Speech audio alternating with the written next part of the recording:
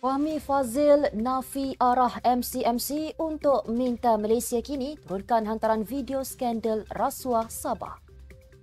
Haji Jinor gasa GRS tingkatkan usaha lawan fitnah untuk jatuhkan kerajaan Sabah. Malaysia dan UAE adakan perbincangan terus perkukuh hubungan dua hala. PM Anwar ulangi komitmen kerajaan Madani tidak kompromi dalam isu rasuah. Zaid Ibrahim dakwa Johari Abdul dan Khalid Nordin berpotensi jadi PM seterusnya. PSAT ambil tindakan undang-undang Saman Sanusi sebanyak RM1 bilion.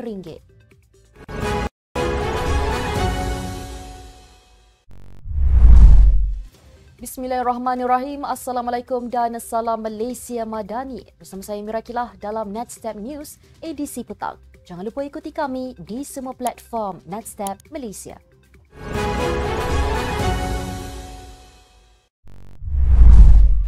Menteri Komunikasi Fahmi Fadzil menafikan dia mengarahkan Suruhanjaya Komunikasi dan Multimedia Malaysia MCMC untuk meminta Malaysia kini supaya segera mengeluarkan artikel dan video berkaitan skandal rasuah yang didakwa berlaku di Sabah. Menerusi laporan berita itu, Fahmi berkata permintaan kepada MCMC itu dibuat oleh pihak polis.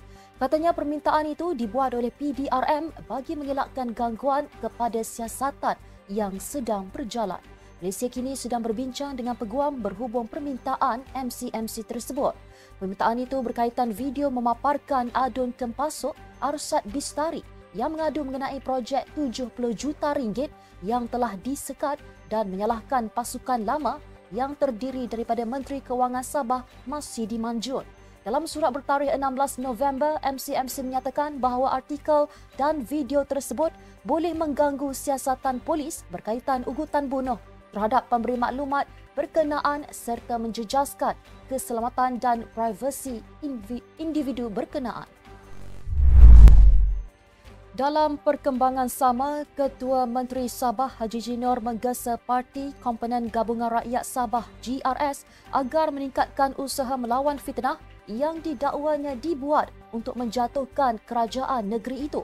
Kenyataan itu dikeluarkan susulan skandal rasuah yang mengaitkan Haji Ji dan beberapa adun. Apa yang dimaksudkan ialah taktik kotor pembangkang serta konco-konco yang bersekongkol ingin menjatuhkan kerajaan GRSPH Plus melalui sebaran fitnah, pelbagai tuduhan dan pembohongan terhadap kerajaan negeri dan kepimpinan parti. Katanya ia boleh meracuni pemikiran rakyat untuk membenci kerajaan dan kepimpinan parti, lebih-lebih lagi dalam era teknologi serba canggih sekarang di mana media sosial dan AI telah menguasai kehidupan seharian rakyat. Justru katanya lagi, parti komponen GRS perlu lebih berhati-hati dalam mendepani cabaran yang disifatkannya sedang menguji daya tahan gabungan itu. Haji Ji berkata demikian ketika berucap di Mesyuarat Agung Parti Liberal Demokratik LDP di Kota Kinabalu. Malaysia dan Emirat Arab Bersatu UAE terus melakukan perbincangan untuk mengukuhkan lagi hubungan dua hala, terutama dalam pengurusan bencana, pembangunan industri halal termasuk isu keterjaminan makanan. Timbalan Perdana Menteri Datuk Seri Ahmad Zahid Hamidi berkata demikian dalam pertemuan beliau dengan Menteri Tenaga dan Infrastruktur UAE Suhail Mohammed Al-Mazrui di Dubai. Katanya beliau dapat melihat kesungguhan UAE dalam memastikan ketersediaan keterjaminan makanan di rantau itu dengan menjadi pusat utama bagi ekspor semula produk makanan. Ia secara tidak langsung membuka peluang besar Malaysia untuk meningkat ekspor makanan dan halal ke pasaran UAE dan rantau sekitar. Pada pertemuan itu, Ahmad Zahid dan Suhail turut membincangkan potensi kerjasama dalam sektor logistik dan pengurusan pelabuhan khususnya dalam penggunaan teknologi kecerdasan buatan AI. Pelaksanaan oleh UAE itu berjaya mengoptimumkan pengendalian kontena serta meningkatkan lagi efisiensi pelabuhan mereka. Ahmad Zahid berkata jika teknologi AI itu diaplikasikan di pelabuhan Malaysia, pasti ia dapat membantu menambah kapasiti dan daya saing pelabuhan Tanjung Pelepas dan Westport.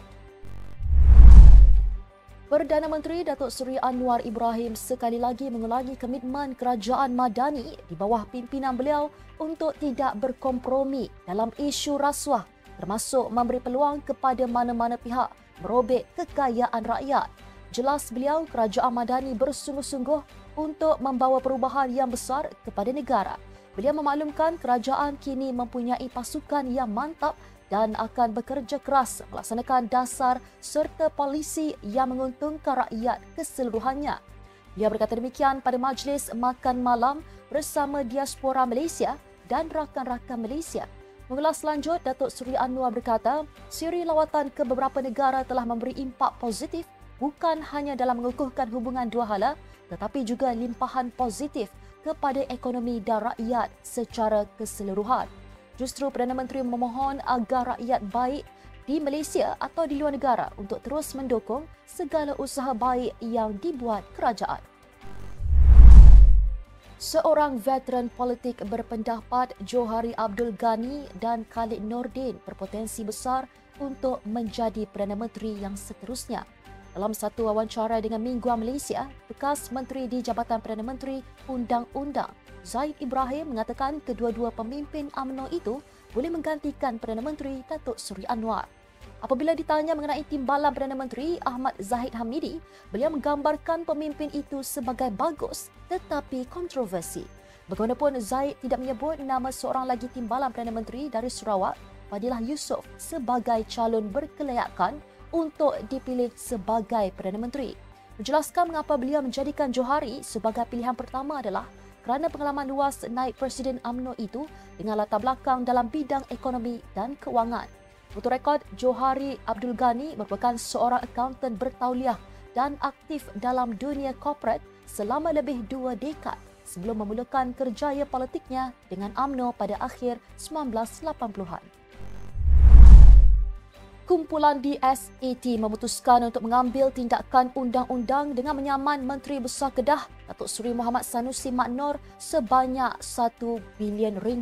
Pengerusi eksekutifnya Datuk Seri Azizul Tandek melalui hantaran di Facebook miliknya pada Isnin menjelaskan tindakan itu diambil susulan kenyataan Sanusi pada 7 November lalu ketika sidang media di Majlis Perbandaran Sungai Petani Kedah MPSPK. Dalam sidang media pada 7 November lalu, Sanusi mengharapkan syarikat yang berminat untuk mengambil alih pasukan bola sepak Kedah Darul Aman KDAFC agar benar-benar mempunyai kemampuan untuk menguruskannya. Presiden Persatuan Bola Sepak Kedah KFA itu berkata, walaupun urusan pemilikan kelab itu tidak bersangkutan dengan kerajaan negeri, namun beliau tetap memberi pesanan agar tidak berlaku sebarang penipuan dalam perkara itu.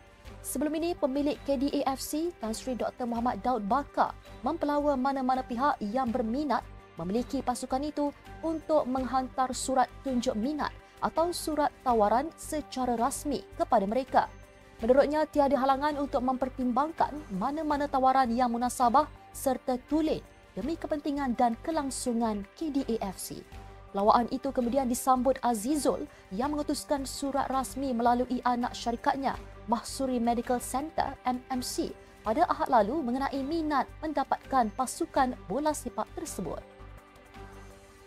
Sekian untuk edisi petang ini. Ikuti perkembangan semasa isu-isu panas politik Malaysia setiap hari hanya di Nextstep News. Jangan lupa untuk follow Facebook Nextstep Malaysia dan subscribe YouTube Nextstep TV.